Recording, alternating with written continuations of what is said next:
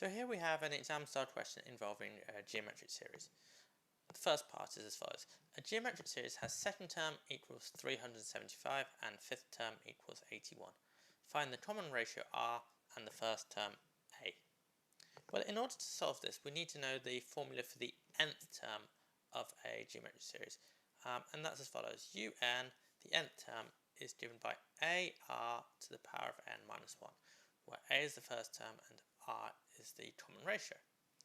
But we're given the following information. We're told that the second term is 375.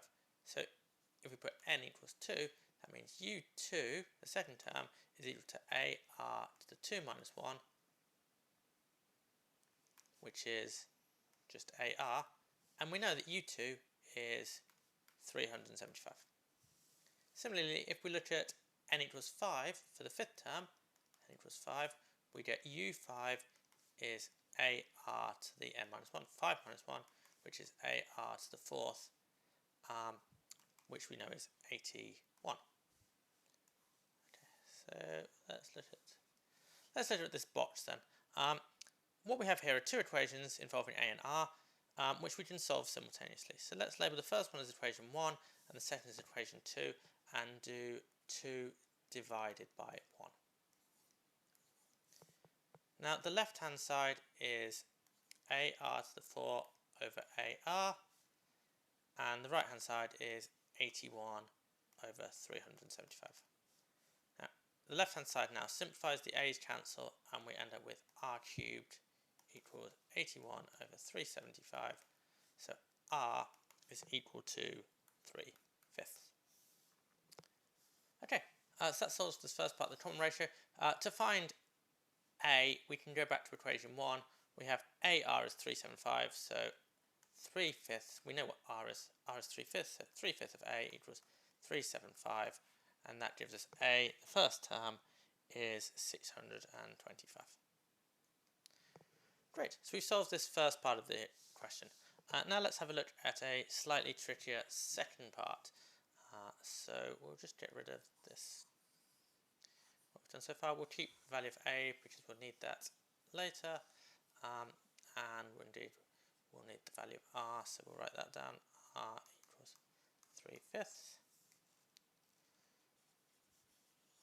And let's remove everything else and move on to part B.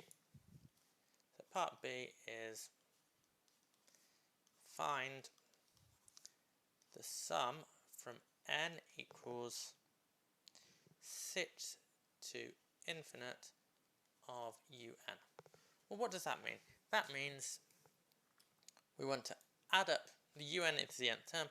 It means we want to add u6, u7, u8 all the way up to infinite. This is the same as u6 plus u7 plus u8 and so on.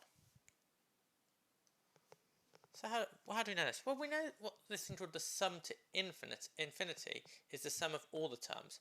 So the sum to infinity is u1 plus u2 plus all the way up to infinite.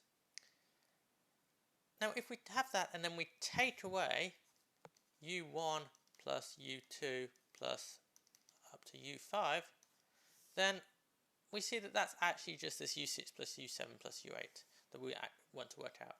So what we want to work out is actually the same as the sum to infinity, take away the sum of the first 5 terms, sum to infinity, take away S5.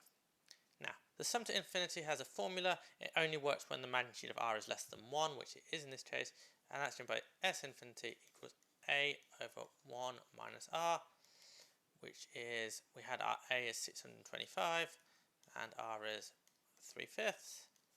And if we work that out, we get a sum to infinity of 1562.5. Similarly, we can work out S5 using the formula for Sn, which is A 1 minus R to the n, in this case 5, over 1 minus R.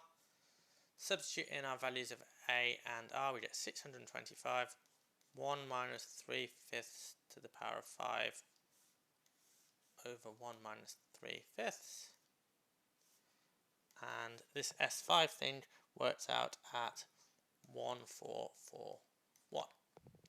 Remember, S5 is just U1 plus U2 plus U3 plus U4 plus U5.